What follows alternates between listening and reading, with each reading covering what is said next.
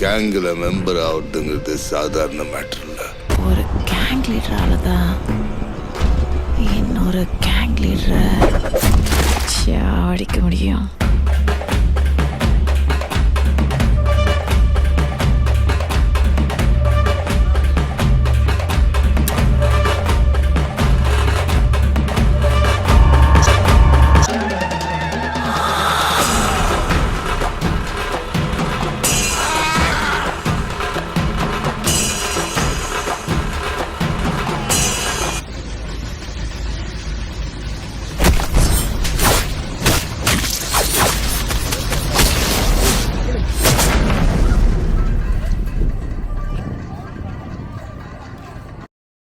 சன்னி லியோனை வந்து நீங்கள் இந்த மாதிரி ஒரு கேரக்டரில் பார்த்துருக்கவே முடியாது எனக்கு தெரிஞ்சு.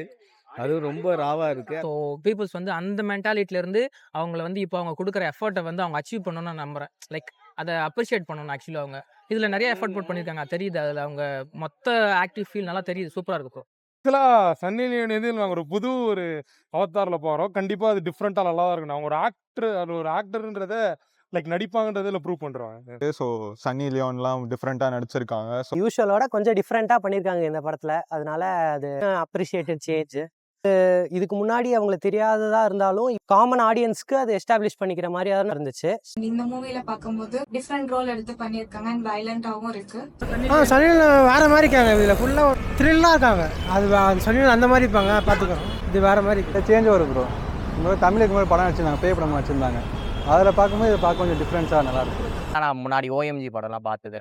ஸோ சன்னி லியோனோட ஆக்டிங் சைடு வேணால் இந்த படத்தில் வந்து எக்ஸ்ப்ளோர் பண்ணலாம் பொட்டேஷன் இருந்தாங்க. அண்ட் இந்த மூவியில் வந்து அவங்களுக்கு என்ன ரோல் அண்ட் அவங்க கேரக்டர் என்னன்னு சொல்லிட்டு பார்க்கறதுக்கு ரொம்ப ஆசையாக இருக்குது.